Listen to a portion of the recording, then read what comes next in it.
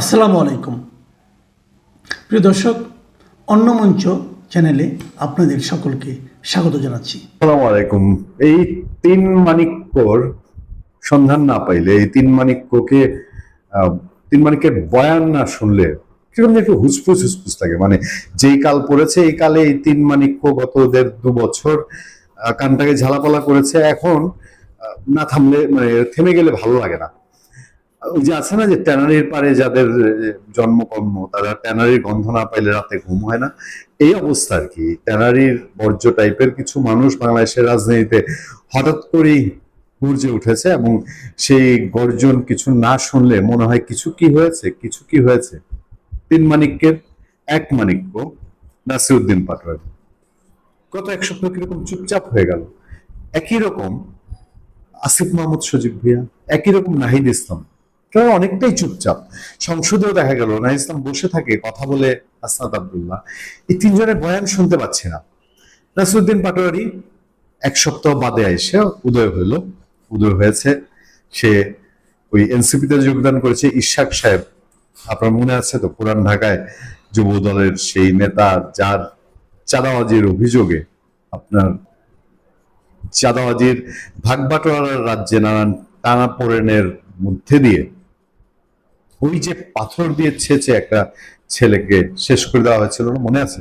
সেই ঘটনার সময় ইশাক সরকারের নাম এসেছে। সেই ইশাক সরকার সদল বলে এনসিপিতে জয়েন করেছে। এনসিপি গেলেই এনসিপি হচ্ছে মেশিনারি, ধৌতকরণ মেশিন, দুর্নীতি সন্ত্রাস এগুলো ধৌতকরণ মেশিন। বলে না যে ছাত্রলীগ যদি এখন আশ্রয় নেয় তাহলেও সে ভালো হয়ে যাবে, এরকম তো ব্যাপারটা। তো ইশাক সাহেব জয়েন করেছেন, নিশ্চয়ই এবার আর এনসিপি মিছিল করবে না। তারেক রহমানের নয় মিছিল করেছিল না, ওই ঘটনার পরে চাঁদাবাজদের বিরুদ্ধে মিছিল করেছিল, সেটা বোধহয় আর করবে না। তো সেই অনুষ্ঠানে দেখা গেছে নাসিরউদ্দিন পাটোয়ারিকে, যদিও আজকে তিনি আর মির্জা আব্বাসকে কসলান নেই। আবিষ্কার হয়েছেন, উদয় হয়েছেন নাহিদ ইসলাম ওই অনুষ্ঠানে। তাকেও আর ওই দেশ উদ্ধারের মহান বাণী দিতে খুব একটা আজকে শোনা যায়নি। উদয় হয়েছেন আসিফ মাহমুদ সজীব ভুঁইয়াও, তিনিও নীতি নৈতিকতার বয়ান অত একটা আর দেন নাই। তো এই তিনজনকে আমি হঠাৎ করে একসাথে গাঁথলাম কেন জানেন? এই গত এক সপ্তাহ তারা একটু চুপ হয়ে গিয়েছিল। আমি জানি না, গতকালকে ইসলামী ছাত্র শিবিরকে যে ডলা দিয়েছে ছাত্র দল শাহবাগ থানার ভিতরে, এই ডলা কি সিগন্যাল বুঝে গেছে কিনা ওরা? ওই যে দেখলেন না, শাহরিয়ার সাহেব চিৎকার করছে এনসিপি কই, এদিকে পিটাইতেছে জুবাইরে, এনসিপির খবর নাই। এনসিপি দাঁড়াবে ছাত্র দলের সামনে। আমার তো মনে হয় ছাত্র দলের একটা ওয়ার্ড কমিটির সামনে পুরো দস্তুর বাংলাদেশে এনসিপি দাঁড়ানোর লোকবল নাই। যাক, সেই হাপিত্তিসের মধ্যে থেকে আমরা এই দুজনের কিছু আওয়াজ আপনাদেরকে একটু শোনাতে চাই। এনসিপির আহ্বায়ক নাহিদ ইসলাম সাহেব এবারে উদয় হওয়ার পরে, এই সপ্তাহান্তে উদয় হওয়ার পরে বলছেন, বর্তমান সরকার ক্রমশই ব্যর্থতার দিকে যাচ্ছে বলে মন্তব্য করেছেন জাতীয় নাগরিক পার্টির আহ্বায়ক ও সংসদের বিরোধী দলের চিফ হুইপ নাহিদ ইসলাম। ইলেকশনে অটো পাস করা নাহিদ ইসলাম, তিনি ইন্ডিয়ান ইনস্টিটিউশনে ওই যোগদান অনুষ্ঠানে উনি বলছেন যে এনসিপির নেতৃত্বে দেশের সাধারণ মানুষ আবারও তাদের অধিকার আদায়ে ঐক্যবদ্ধ হবে। নব ফ্রিডম পার্টি এই কথা বলছে, তাদের তাদের অধীনে সারা দেশে নাকি ঐক্যবদ্ধ হবে। কবে তারা বিলীন হয়ে যাবে জামাত ইসলামের মধ্যে, মানুষ তো এটা দেখার অপেক্ষায় আছে। নব যোগদানকারীরাও দেশ ও মানুষের অধিকার রক্ষায় এই রাজনৈতিক প্ল্যাটফর্ম থেকে কাজ করার প্রত্যয় ব্যক্ত করেন। এই হচ্ছে নাহিদ ইসলামের মূল বাণী। এবং সেই অনুষ্ঠানে আসিফ মাহমুদ সজীব ভুঁইয়া একটা বাণী দিয়েছেন। তার বাণীটা হলো অনেকটা এইরকম। জাতীয় নাগরিক পার্টির মুখপাত্র আসিফ মাহমুদ সজীব ভুঁইয়া বলেছেন, ক্যাম্পাসগুলোতে আবারও সন্ত্রাস ও দখলদারিত্বের রাজনীতি ফিরে আসার লক্ষণ দেখা যাচ্ছে। আমাদের লড়াই শেষ হয়নি, বরং আরো দীর্ঘ হয়েছে। মেধা ও যোগ্যতার রাজনীতি প্রতিষ্ঠার জন্য আমাদের সংগ্রাম চালিয়ে যেতে হবে। ইউনূস আমলে সবচেয়ে সুবিধাভোগী মানুষদের মধ্যে একজন এবং তরুণ প্রজন্মের যে উজ্জ্বল সম্ভাবনা দেখা দিয়েছিল, সেই সম্ভাবনাকে গলা টিপে শেষ করে দেওয়ার অন্যতম নায়কদের মধ্যে একজন, তিনি এখন এই হাপিত্তিসের কথা বলছেন। আচ্ছা, ক্যাম্পাসে যে আসিফ মাহমুদ সজীব ভুঁইয়া বলছেন যে ক্যাম্পাসগুলোতে সন্ত্রাস দখলদারিত্বের রাজনীতি ফিরে আসার লক্ষণ দেখা যাচ্ছে, যখন ওভারনাইট ছাত্রলীগ হাওয়া হয়ে গেল, ছাত্রদল ক্যাম্পাসে ঢুকতে পারলো না ঠিক মতো, মানে আগের মতন দখলদারিত্ব প্রতিষ্ঠা করতে পারলো না, তার মধ্যে দিয়ে ইসলামী ছাত্র শিবির সমস্ত ক্যাম্পাসের দখল নিয়ে নিল মেটিকুলাস ডিজাইনে। মেটিকুলাস ডিজাইনটা কেমন? ছাত্র রাজনীতি নিষিদ্ধ, অন্য সকল সংগঠনের জন্য নিষিদ্ধ, আবার ইসলামী ছাত্র শিবিরের জন্য সেটা সিদ্ধ। ইসলামী ছাত্র শিবির তার সমস্ত কাজকর্ম চালাচ্ছে, তাদের কাজকর্ম, তাদের কমিটিও কিন্তু আছে, ওই কমিটি শুধু প্রকাশ্য না, এটাও গুপ্ত থাকে। এর বাইরে সমস্ত কাজকর্ম করে তারা, ছাত্রদের হলে হলে রুমে রুমে যায়, তারপর তাদেরকে পানি ফিল্টার সরবরাহ করে, কোরআন শরীফ গিফট করে, এইসব নানান কর্মকাণ্ডের মধ্যে দিয়ে ইসলামী ছাত্র শিবির তাদের কর্মকাণ্ড করে। ইসলামী ছাত্র শিবির যদি দখলদারিত্বে থাকে, তাহলে কি সেইটা দখলদারিত্ব না? আসিফ মোহাম্মদ সজীব ভুঁইয়ারা ইউনূস আমলে প্রতিটা ক্যাম্পাসে ইসলামী ছাত্র শিবির যে দখলদারিত্ব প্রতিষ্ঠা করেছিল, তখন কেন বলে না যে এই দখলদারিত্ব আগের দখলদারিত্বের মতোই একই রকম মনে হচ্ছে? সেই সময় তারা এই সুর দেয় না। এখন এসে যখন একটু ছাত্রদল নাড়াচাড়া দেওয়ার চেষ্টা করেছে, তখন তাদের কাছে এটা পুরনো দখলদারিত্ব, সন্ত্রাস বলে মনে হচ্ছে। বিষয়টা একটু অস্বস্তিকর লাগে না? যে নাকি তাদের প্রিয় দল, তাদের পছন্দের তরিকা, লাইন, ইসলামী ছাত্র শিবির বা জামাত ইসলামী ছাত্র সংগঠন, সেগুলোর যদি নিয়ন্ত্রণ থাকে, তাহলে সেটা অনেক বেশি আরামদায়ক। আমরা দেখলাম আমার ভাবির পোলারা বিএনপি নেতাদের গালিগালাজ করতে করতে সোজা কোমাতে পাঠাই দিছে সিঙ্গাপুরে। আর এরা কি পেটানোই পেটাইলো। আমরা যদিও মানবাধিকার কর্মী, আমরা পেটাপেটিতে বিশ্বাস করি না, কিন্তু মাঝে মাঝে মনে হয় যে কি পেটানোই পেটাইলো। আমার ভাবির পোলারা সে ফেসবুকে বসে স্ট্যাটাস দেয়, বিবৃতি দেয়। মানে আইসিইউ তো দূরের কথা, কোমা তো দূরের কথা, আইসিইউ তে তারা যায়নি। মানে 326-এর কেসও হয় নাই আর কি। বাংলাদেশের সবচেয়ে মারামারির কেসে সবচেয়ে দুর্বল কেস হলো 326। এই 326 ধারাতেও যদি কেস করে, কেস আদালতে টিকবে না। কি মার দিল এই বিএনপি লোকেরা। এরা তো মারামারিও করতে জানে না, দেখা যায়। এরা শুধু জয় বাংলা স্লোগান দিলে পিটাইতে পারে, এছাড়া এদের হাত নরম থাকে, বোঝা গেল আর কি। তবে যাই হোক, ওই যে আমাদের এলাকায় একটা গল্প আছে, মানে ওই যে কৃপন বাড়িতে তারা শুক্রবারে ভিক্ষা করতে যাইতো, তো বলতো যে ওই বাড়িতে যাইস না, ছাই দেয়। ওই গেলে তো চাল ডাল দেয় না, ছাই দেয়। এটা আমার এলাকার আঞ্চলিক গল্প। বলছে যে তারপরেও যাওয়া লাগবে। কেন? অভ্যাস করাই, অভ্যাস করাই। তো বিএনপিতে অভ্যাস হোক, দোয়া করি। আমি এক জায়গায় লিখছি, শাহিদা আক্তার আমাদের আপা, আমাদের শুভাকাঙ্ক্ষী এবং আমাদের আমাদের সাথে মুক্ত চিন্তার আন্দোলনের কর্মী, গণতান্ত্রিক আন্দোলনের কর্মী, গণজাগরণ মঞ্চের শাহিদা আক্তার এক জায়গায় লিখেছেন যে, আমাকে লিখেছেন ওইখানে, কয়ে তবু তো কিছু দিয়েছে, অভ্যাস করতেছে আর কি। তো এই অভ্যাস করতে থাকুক।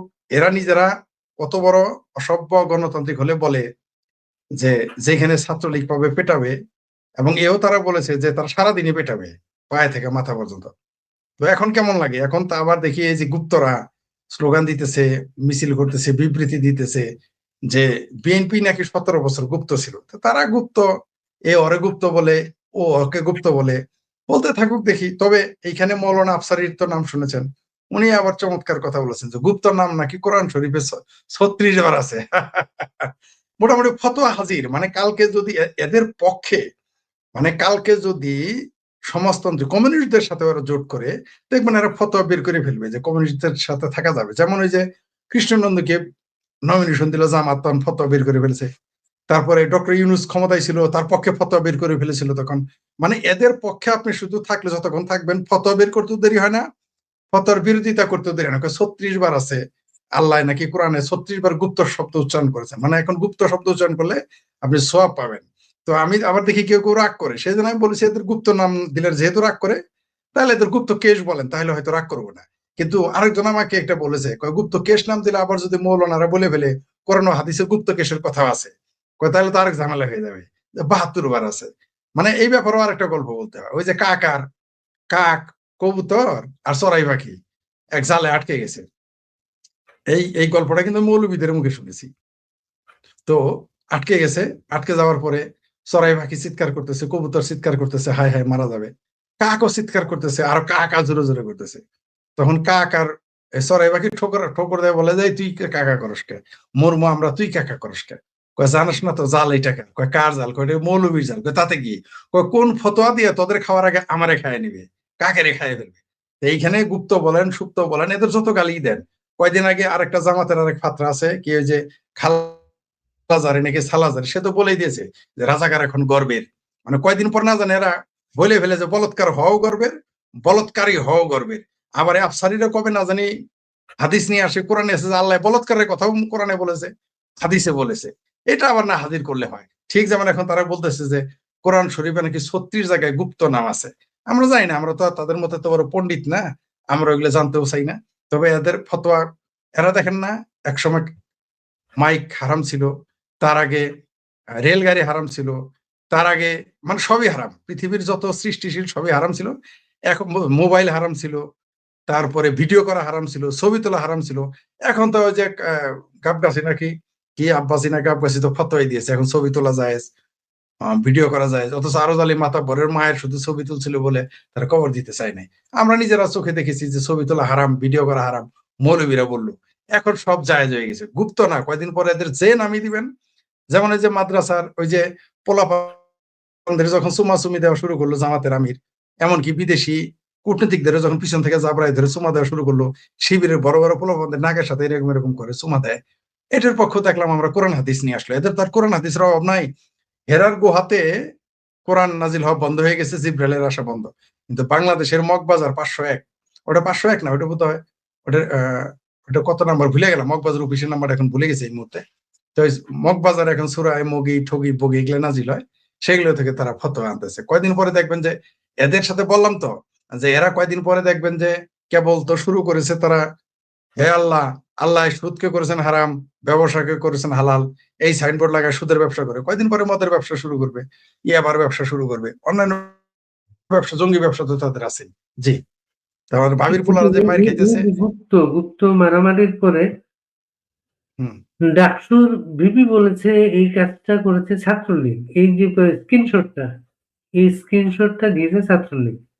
তারপর বেশি ফুয়াদ বলেছে ছাত্রদলের ভিতরে গুপ্ত ছাত্রলীগরা এই কাজ করেছে। এই সাদিকে তো তো ঢাকা বিশ্ববিদ্যালয়ের ভিপি তাকে কে বলে? সে তো হইলো, সে হইলো নীল ক্ষেতের ছাপ্পা মারা ভিপি। এখন ইলেকশন করুক না, দেখি পাশ করে আসুক, কত মুরত আর জামানত থাকবে, জামানতের হিসেবে তো থাকবে না। ওইখানে দেখেছি মেঘ মোল্লা বসু আছে না একটা, সেও নাকি 5,000 ভোট পেয়েছে। দেখি সে এবার 500 ভোট পাই কিনা, সাদিক কায়েম ইলেকশন করুক না, আমরা একটু দেখি। এখন একটু ইলেকশন তো আবার হবে, এই তো আর কিছুদিন পর ইলেকশন হবে না, তখন দেখবো জামাত কয়টা, শিবির কয়টা সিট পায়, আমরা একটু দেখবো।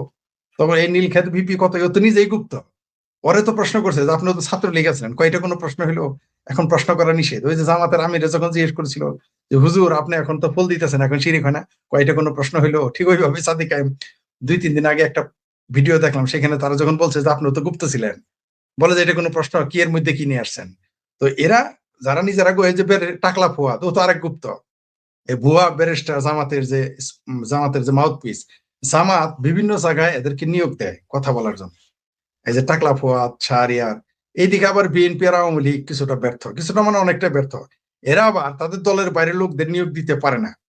এরা এত টাকা পয়সা খরচ করে, কিন্তু নিজেরা এরকম 2-1টা টাকলা ফুয়াদ, শাহরিয়ার, তারপরে যে কি আরো এরকম যারা আছে, এরকম 2-4টা নিয়োগ দিবে।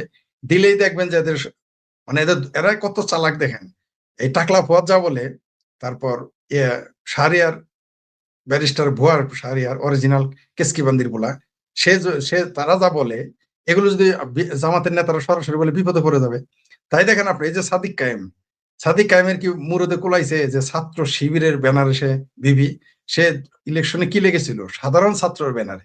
অর্থাৎ এরা সাধারণ ছাত্র, ওলামা পরিষদ, তারপরে ওয়াজের মঞ্চ, ইসলামী মহফিল, এগুলোর ভিতরেই তাদের গুপ্ত থাকতে। এরা গুপ্ত তো এখনো আছে, অনেক গুপ্ত এখনো বিএনপি এবং আওয়ামী লীগের ভিতর আছে।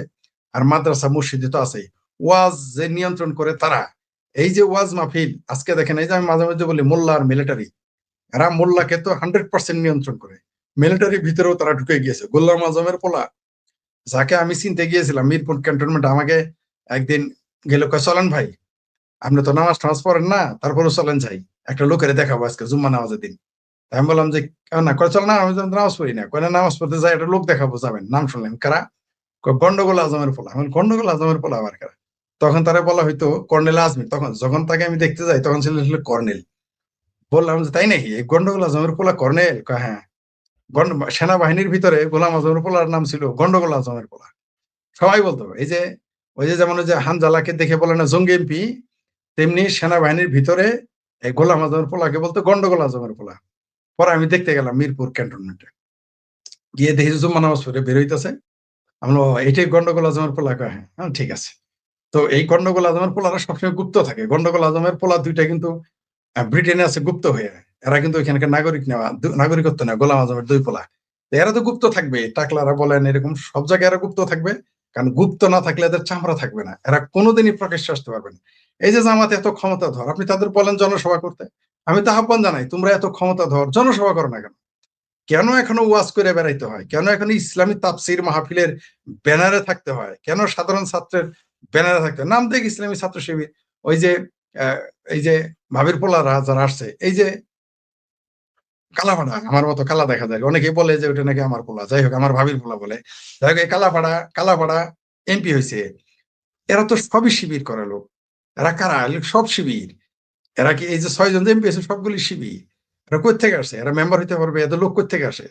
এই যে আরেকজন আছে তালিবর্ষ, ও অন্তস্থ একেবারে হাদি একটা। সে কোথায় শিবির? ওর ১০ টা লোক আনতে পারে নাই মিটিং এ। ১০ টা লোক আনতে পারে নাই। গুলিস্তানে ক্যানভাসাররা যখন ল্যাংটা বুড়ি হয়ে বেচলো ১০০ লোক হয়। আর এই হাদি ফাদি গাদিরা ১০ টা লোক ২০ টা লোক জোগাড় করতে পারে নাই। সেই লোকের জানা যায় ১০ লাখ লোক হয় দাবি করে। দেখলে আমরা বুঝি না এই গুপ্ত কই থেকে আসে। শুধু তাই না, এদের আবার গুপ্ত ফেরেস্তাও আছে। এদের কাছে ফেরেস্তা আসে, জিন আসে, এদের জানা যায়। আর কারো বেলায় আসে না। শুধু তাদের বেলায় আসে। বুঝতে পারছেন? এদের আল্লাহর ফেরেস্তারা আসে। যিনি কবে না জানি বলে যে আল্লাহ নিজে আসছে জানাজা পড়াইতে। কবে না জানি বলে আল্লাহ রসুল আসছে জানাজা পড়াইতে। আবার যেহেতু কৃষ্ণনন্দী মারা গেলে দেখবেন বলবে যে ভগবান শিব আসছে তার শ্মশান ঘাটে, এগুলো বলবে। আর এদের তো গুপ্ত রাখতেই হবে। এদের নাস্তিক গ্রুপ আছে। এ দেখলেন তো ওই যে দৃক শহীদ ফটোগ্রাফার শহীদুল চলে গেল শিবিরের। আপনি বুঝতে পারছেন তো? এদের নাস্তিক শাখাও আছে। তো এদের গুপ্ত বাহিনী থাকে, এদের গুপ্ত নারী শাখা আছে, সুপ্ত নারী শাখা আছে। এদের এদের মানে আপনার দাসী, যৌন দাসী নারী শাখা আছে। এদের সব গুপ্ত আছে। গুপ্ত থাকতে হবে এদের। গুপ্ত ছাড়া এদের উপায় নেই। এরা তখনই প্রকাশ্যে আসবে যদি কোনোদিন প্রকাশ্য ক্ষমতায় আসতে পারে, মানে ক্ষমতা দখল করতে পারে সেনাবাহিনীর মাধ্যমে। কারণ জনতা তো তাকে ভোট দিবে না কোনোদিন। জামাতকে ভোট দিয়ে কোনোদিন বাংলাদেশের লোক ক্ষমতায় নিবে না। যে এরকম যেমন এবার বিরোধী দল আসছে, সেনাবাহিনী এরকম আরেকটা ওয়াকার, এরকম আরেকটা স্বাধীনতা বিরোধী যদি জন্ম নিতে পারে, আরেকটা ওয়াকার কোনোদিন আরেকটা ইউনিট জন্ম নিতে পারে, এরকম ডাবল ইউনিট ডাবল ওয়াকার, তারা হয়তো তাকে জনগণ কোনোদিন এদেরকে ভোট দিবে না, বরং জনগণ এদেরকে আগামীতে দেখেন কোন দিকে নিয়ে যায়। কারণ এই দেশের এই মিলিটারির ভিতরেও গুপ্ত আছে, শুধু ছাত্রের মধ্যে না, শিক্ষকের মধ্যে না, সব জায়গাতেই তাদের লোক আছে। তবে এই গুপ্তগুলো এখন প্রকাশ করতে হবে, বের করে আনতে হবে। আপনি দেখেন শুধুমাত্র বলে গুপ্ত বললেই খেপে যায়। মানে কানাকে কানা বলিও না, খোরাকে খোরা বলিও না, চোরকেও বুঝি চোর বলা যায় না। গুপ্ত বললে তো আপনি খেপেন না, গুপ্ত বললে তো আমি খেপি না, গুপ্ত বললে তো ছাত্রলীগ ছাত্রদল খেপে না। এরা এত খেপে কেন? আর এখন তারা ছাত্রলীগের নাম কেন দিচ্ছে জানেন? না, এখন তার কুলাইতে পারতেছে না। এই যে ছাত্র দলের যে আমার ভাবির পোলা ২-৪ জন আছে, তাদেরই উষ্টা কুনি কন্যা খায়, এরা তো দেখে টিকতে পারতেছে না। এখন ছাত্রলীগের নাম বলে যদি একটু সুযোগ পাওয়া যায়, মাঝখান দিয়ে একটু বের হয়ে যাওয়া যায়, এই চেষ্টা করতেছে। দেখা যাক কি হয়। এনসিপি তো জামাতেরই। আপনি কি কুত্তা কাফির কথা বলতেছেন? আমি বুঝতে পারলাম। যাকে দুষ্ট জি। লোক পোলাপানরা কুত্তা কাফি বলে, ও যার বাড়ি ঘর নিজেই জ্বালাই দিছিল সেই কাফি। তো ও তো কুত্তা কাফি তো শিবিরেরই। এটা তো নতুন কিছু না। তো এরা তো মনে করেন যে, বললাম তো এদের আরো গুপ্ত আছে, আরো পাবেন। এইখানেই শেষ না।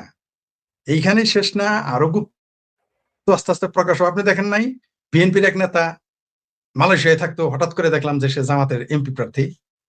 তো আপনি দেখেছেন মৌলবীরা তো যে পোশাকেই থাকুক, মৌলবীরা ওলামা লীগেই থাকুক আর ওলামা দলেই থাকুক, এগুলো শিবিরেরই লোক। এরা সুবিধা নেওয়ার জন্য ওলামা লীগ হয় বা ওলাবিলাই লীগ হয় বা ওলাবিলাই পরিষদ হয়। ওই যে কি ওলামা কি দল, ওলাবিলাই দল, ওলাবিলাই লীগ হয় সুবিধা নেওয়ার জন্য। এরা না বিএনপি না আওয়ামী লীগ, কখনোই ছিল না। আরে ভাই, এই মোল্লারা কোনোদিনই আওয়ামী লীগ না বিএনপি থেকে, এরা সুবিধা নেওয়ার জন্য এগুলো সাজে। আর আওয়ামী লীগ বিএনপিও বেহেস্তের টিকিট বাতিল হয়ে যেতে পারে, বেহেস্তের ট্রেন মিস হয়ে যেতে পারে, বেহেস্তের বিমান অচল হয়ে যেতে পারে, এই ভয়ে এদের রাখে, ওটা আমরা বুঝি। কারণ আওয়ামী লীগ মানে এই বিএনপি তো এই ভয় এদের মাঝেও কাজ করে। বেহেশতে যদি যেতে না পারি। হ্যাঁ, এই ভয় কাজ করে। এই ভয় দেখাই তো জামাত আজকে বিরোধিতা লাগিল। এই ভয় দেখাই তো ওলামার লাইক সৃষ্টি। এই ভয়ের কারণেই তো আওয়ামী লীগের লোকেরাও গিয়ে সভাপতি সেক্রেটারি হয় ওয়াজের মঞ্চে, মাদ্রাসার, কওমি মাদ্রাসার হাফেজে আমাদের কোন দুঃখে হয়। কারণ এরা তো ভিতরে ভিতরে ওই ভয়টা পায় যে হ্যাঁ, নিজেরা আকাম কুকাম যতই করুক, সেটা বিএনপি হোক আর আওয়ামী লীগ হোক, তারা তো দিন শেষে তো মুসলমান হয়ে যায়। এরা কিন্তু দিন শেষে গিয়ে মুসলমান হয়। আকাম আবার ইয়াবার ব্যবসাও কিন্তু এরাই করে, ফেনসিডিলের ব্যবসাও কিন্তু এরাই করে, কিন্তু গালি দেয় আমাদের। এই যারা ক্ষমতায় যখন থাকে তখন ফেনসিডিলের ব্যবসা কি কমেছে?